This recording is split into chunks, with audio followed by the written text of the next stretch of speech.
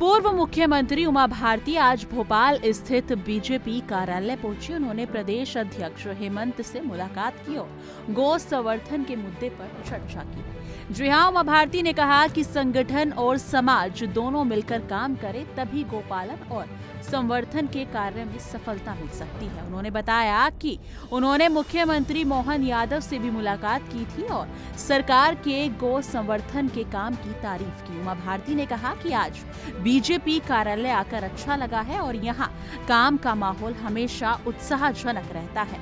आइए जान लेते हैं उन्होंने आगे क्या कुछ कहा है। तारीख को विराट गौ संवर्धन सभा हुई, मध्य प्रदेश के किसान एकत्रित हुए और उनने सरकार के सुर में सुर मिलाया।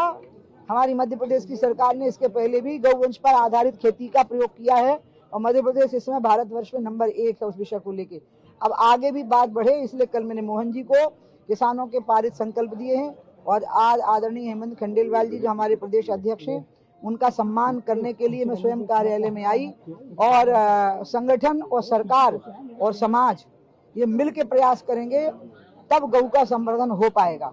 इसलिए संगठन अपना अब सहयोग दे, सरकार अपने नीतिगत निर्णय ले और समाज उन निर्णयों में गाइड भी करे और साथ में सहयोग भी करे।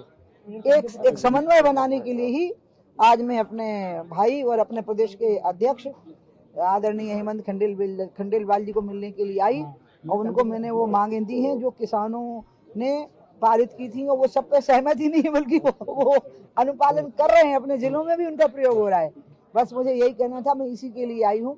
मुझे बहुत अच्छा लगा, कार्यालय का माहौल बहुत अच्छा लगा, आना मुझे बहुत अच्छा लगता है, अपने अध्यक्ष जी से मिलना, पूरी नई टीम से मिलना मुझे बहुत अच्छा लगा। उमा भारती ने किसानों के लिए भी संदेश दिया है। गो पालन सिर्फ धार्मिक या सांस्कृतिक कार्य नहीं है बल्कि आर्थिक रूप से भी लाभकारी है। उन्होंने कहा कि किसान और समाज दोनों मिलकर इस दिशा में काम करें ताकि नई पीढ़ी भी इस परंपरा को अपनाए और इस काम में हिस्सा ले।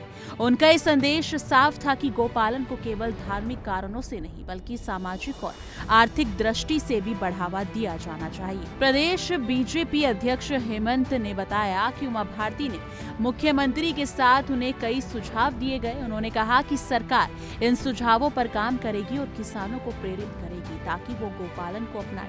खंडेवाल ने ये भी कहा कि उमा जी ने सरकार के गौ संवर्धन के प्रयासों की सराहना की और कहा कि संगठन और सरकार मिलकर काम करे तभी ये कार्य सफल होगा। गौ संवर्धन को लेके जो सरकार की नीति है उसकी हमारी पूर्व मुख्यमंत्री जी हम सबकी आदरणीय उमा जी ने उसकी तारीफ भी की और उन्होंने कुछ सुझाव दिए।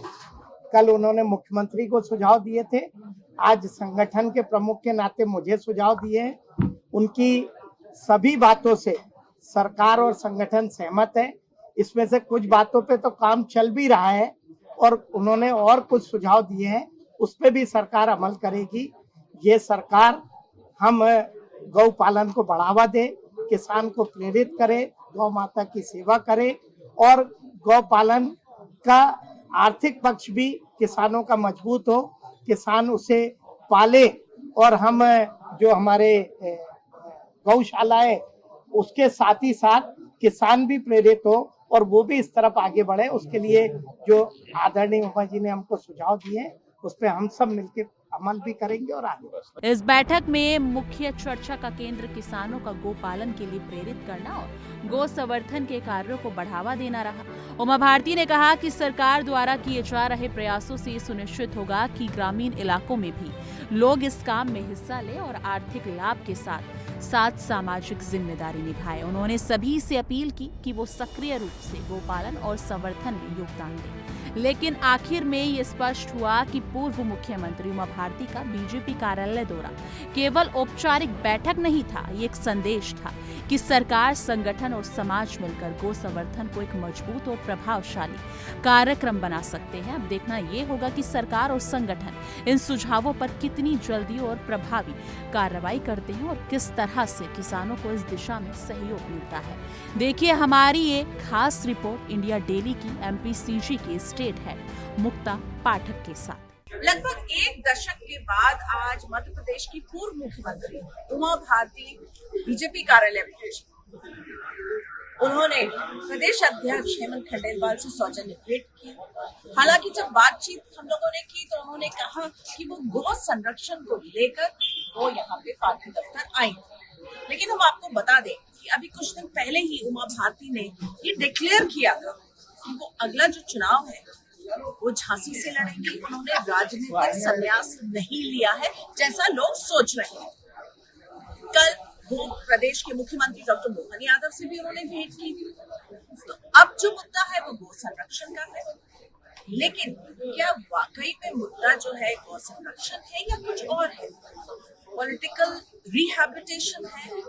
हालांकि उमा भारती कहती हैं कि उन्होंने राजनीति से संन्यास बिल्कुल नहीं लिया है और वो चुनाव लड़ने को तैयार है। तो ये जो उनकी अभी सरगर्मियां हैं, जो वो मुलाकात कर रहे हैं, मुलाकातों का जो दौर है, जाहिर तौर पे इसको इस रूप में लिया जा रहा है कि वो अपनी जो है पॉलिटिकल जो है एक्टिवनेस को बढ़ा रहे हैं। लेकिन इससे मध्य प्रदेश के राजनीतिक गलियारों में कई लोगों की दिल की धड़कन भी तेज हो गई होगी और बातें भी हो रही होंगी कि आखिर ये पूरा मुद्दा क्या है।